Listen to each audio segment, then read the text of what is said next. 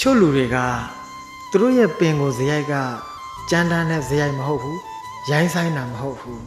တန်ဖိုးမဲ့နေတာမဟုတ်ဘူးပတ်ဝန်းကျင်ကြောင့်ပြောင်းလဲသွားကြရတာဥပမာအင်္ဂုလိမာလာကိုကြည့်ပါအင်္ဂုလိမာလာလို့ပြောလိုက်ရင်ရက်ဆက်တဲ့လူကြီးကြမ်းတမ်းတဲ့လူကြီးပါလို့ထင်ကြတာပဲမဟုတ်လားတကယ်တော့မဟုတ်ဘူး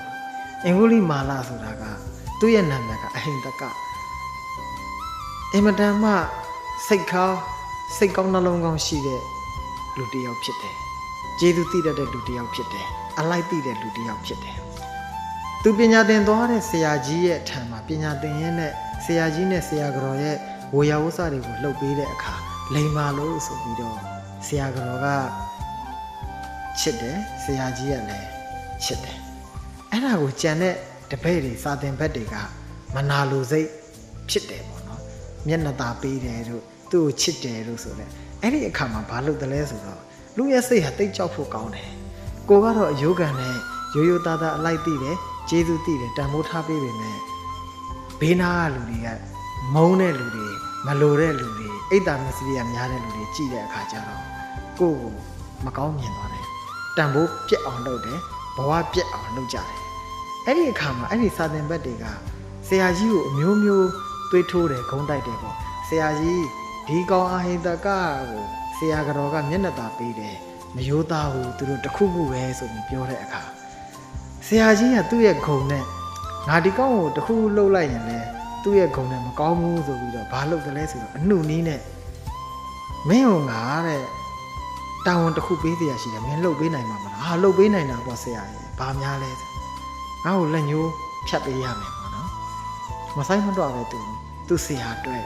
သူလေးစားကြည်ညိုရတဲ့လူအတွက်သူလက်ခံလိုက်တယ်ဒီလိုနဲ့အင်္ဂုလိမာလာဟာလူတတ်တဲ့ရက်ဆက်ကြမ်းတမ်းတဲ့လူတစ်ယောက်အကျဉ်းသားတရားကင်းမဲ့တဲ့လူတစ်ယောက်ဖြစ်သွားခဲ့ရတယ်တကယ်တမ်းကသူ့ရဲ့ဗီဇသူ့ရဲ့ဇယိုက်ကကြမ်းတမ်းနေတာမဟုတ်ဘူးမိုက်ရိုင်းနေတာမဟုတ်ဘူး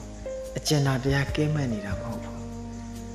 အိတ်တာမစ္စရိယစိတ်များတဲ့လူတွေရဲ့နောက်ကျောကိုဓာတ်နဲ့ထိုးတဲ့အတွက်တည်းသူခံစားသွားရတယ်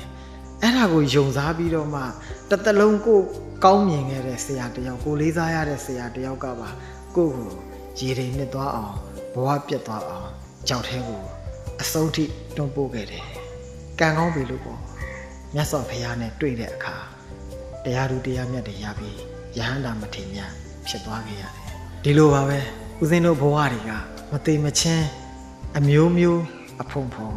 ကြုံတွေ့ကြရအောင်ပါကောင်းတဲ့လူနဲ့လည်းကြုံရအောင်ပါမလုံမုန်းတီးတဲ့လူတွေနဲ့ကြုံကြရအောင်ပါရက်ဆက်တဲ့လူတွေနဲ့လည်းကြုံတွေ့ကြရအောင်ပါပဲလေအဲ့ဒီတော့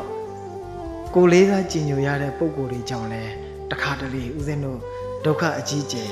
ရောက်တတ်ရတာပဲလေဘာပဲဖြစ်ဖြစ်အဲ့ဒီလူတွေမကြုံတွေ့ရင်လည်းဘယ်ဘဝကပြည်ပြင်းမှာတော့မလဲအဲ့ဒီလိုဘဝတွေဘလောက်ဖဲအခြေအနေတွေစိုးရတဲ့အခြေအနေကိုရောက်ဘလောက်ဖဲလမ်းမကိုရောက်နေကိုအချိန်ကြီးပြုပြင်နိုင်တဲ့လူတစ်ယောက်ဖြစ်ရမယ်ကိုလည်းပဲအကောင်းဆုံးပြုပြင်ပေးနိုင်တဲ့ဆရာသမားကောင်းနဲ့တွေ့အောင်လည်းပဲကြိုးစားရမယ်ဒါဆိုရင်ဘဝကအချိန်မရွေးပြောင်းလဲသွားမယ်ကောင်းတဲ့ဘဝကိုရောက်ရှိသွားနိုင်တယ်ဒါကြောင့်မိတ်ဆွေကောင်းကိုရှာပါဆရာကောင်းကိုကြည်ညိုကိုးကွယ်ပါကိုလည်းအမြဲတမ်းအဆိုးဘက်ကိုမရောက်အောင်ဆုံးမနေပါနှလုံးစိတ်ဝမ်းအေးချမ်းကြပါစေ